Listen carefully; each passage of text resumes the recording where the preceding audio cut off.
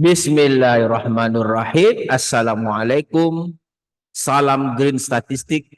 Rado Yendra dan Rado Institute kembali menyampaikan bahwa kajian-kajian Tridharma Perguruan Tinggi terus mendapat perhatian yang luas dari berbagai kalangan, baik mahasiswa, peneliti, melalui dunia maya.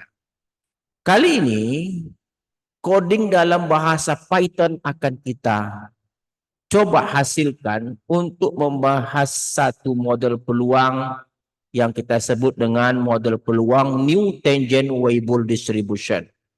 Sebelumnya, model peluang ini telah kita bahas secara rinci dengan menggunakan literatur yang diterbitkan oleh peneliti tentang model peluang tersebut. Lalu kita hasilkan coding dengan software R. Kali ini, coding Python akan kita hasilkan untuk membahas model peluang ini. Terus saksikan bersama Rado Institute untuk mendapatkan upgrade tentang model-model peluang ataupun kegiatan-kegiatan Tridharma Perguruan Tinggi yang menarik. Oke, kita coba langsung saja lihat coding Python yang telah kita hasilkan. Lalu nanti coding ini kita jalankan melalui Google Colabs. Google Colabs ini diketahui sebagai aplikasi untuk menjalankan coding Python. Oke, kita coba lihat coding Python dalam membahas model peluang yang kita maksud. Oke. Nah, ini dia. Coding Python sengaja kita tulis dalam script R. Nanti kita akan copy script R ini ke dalam Google Colabs. Nah, ada beberapa hal tentunya yang perlu kita ketahui sebelum menjalankan coding Python. Di antaranya beberapa import yang kita perlukan. Ada NumPy, ada Matplotlib. Lalu ada kita memerlukan import Skyfi Optimist, kita import Minimize, import Quad, dan Blend, dan seterusnya. Bahasa-bahasa ini itu penting untuk diketahui dalam memastikan coding dalam bahasa Python itu dapat dilaksanakan dengan baik. Nah, setelah beberapa hal yang kita perlukan kita masukkan ke dalam coding Python, lalu kita mulai menginput data. Nah, data ini data yang kita bahas sebelumnya. 128 pasien penderita bladder cancer. Nah, ingat, ada mesti NP array ini harus jelas dalam menulis data. Lalu panjang data.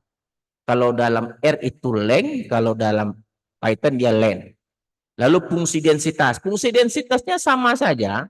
Tidak ada berbeda, cuma operasi-operasinya berbeda. Misal pangkat. Kalau dalam Python pangkat itu bintang 2. Kali sama, oke? Ini pangkat bintang 2. Jadi kalau ada bintang 2 itu dia pangkat itu, oke? NP eksponen, nah itu mesti jelas eksponen. Oke, ini merupakan kumulatif baseline. Ini densitas baseline. Baseline adalah Weibull. Lalu yang dikatakan sebagai model peluang dari New Tangent Weibull itu ini dia. Nah, ini sudah kita bahas sebelumnya. Sekarang kita fokus kepada penggunaan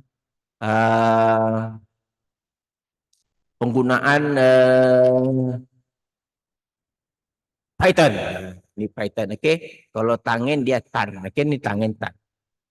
Nah, terus beberapa hal terus yang kita juga harus perhatikan. Beberapa kode juga kita memerlukan juga probability. Ini adalah kumulatif, bentuk kumulatif menggunakan Python. Ingat ada def di sini, pasti kalau dalam R dia tidak perlu. Terus validasi model, nah, validasi model dia menggunakan integral. Integral itu kuat kalau dalam R itu, dalam Python itu kuat integral. Kuat. kalau dalam R integrate, oke? Yang diintegralkan itu adalah fungsi densitas yang telah kita definisikan, diintegralkan dari 0 sampai NP infimum. 0 sampai tak hingga. Ini perlu diperhatikan baik-baik. Lalu negatif log likelihood sama persis dengan R, tapi ada beberapa hal yang perlu diperhatikan. Maksimum likelihood dia menggunakan minimize. Dalam R dia menggunakan optim. Lalu beberapa parameter akan diberikan, lalu AIC juga sama. Lalu ada Kolmogorov Smirnov juga sama, ada yang paling penting adalah NP-nya harus jelas. Lalu ada Anderson-Darling, ada Kramer-Volmisis, ada beberapa quantile function. Ini quantile function juga perlu definisikan, ingat pakai def. Oke. Nah, kalau di R dia menggunakan uniroot, kalau di apa? Di Python dia root, oke. Oke, kita lihat plot, beberapa macam plot juga. Kita lihat ada histogram plus PDF, ini density plot. Dalam R ini jelas sekali cara membuat plot, ini jelas sekali. Dalam R ini plot, ini jelas sekali. Dan ada kumulatif plot, juga ada probability plot, ada quantile plot. Nah, ini bahasa-bahasa dengan R yang lebih kurang hampir mirip. Ini bahasa-bahasa Python yang lebih kurang hampir mirip dengan R. Coba kita run, kita copy dulu, kita copy paste, Ctrl A, kita copy, edit copy, lalu kita buka Google Collapse. Nah, ini welcome Google Collapse. Nah, ini adalah welcome Google Collapse. Nah, ini jangan sampai tak paham Google Collapse. Oke, kita buka lagi adalah share. Nah, kita minta Google Collapse. Nah, ini welcome to Google Collapse. Ini free dari Google. Nah, untuk memulai kita minta tanda plus code. Nah, lalu dari prompt ini kita copy tadi coding yang telah kita simpan dalam R, kita Ctrl V di sini. Nah, ini adalah coding yang kita dapat tadi, yang kita tulis, yang kita buat dalam software R, telah kita pindahkan ke dalam Google Collapse. Google Collapse itu adalah aplikasi untuk menjalankan Python. Nah, setelah berhasil kita copy ke dalam Google Collapse, kita run saja. Ini ada tombol hitam, kita run. Nah, kita coba lihat hasil yang ditampilkan oleh Python untuk model peluang ini. Kita coba lihat. Biarkan dia berproses dulu, biarkan dia berproses. Oke, selesai. Oke, kita coba lihat hasil outputnya. Hasil output.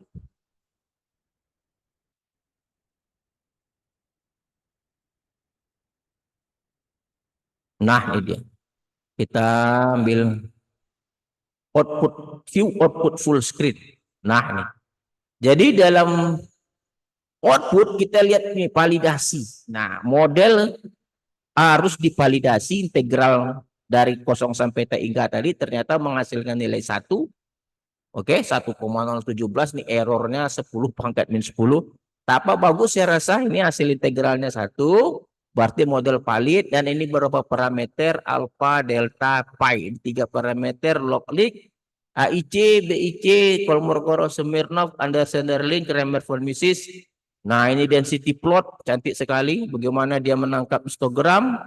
Juga kumulatif plot, hampir sempurna. Dia juga menangkap kumulatif hampiran, yang fungsi yang hitam. Lalu Anda lihat juga probability plot, ini hampir menuju garis lurus.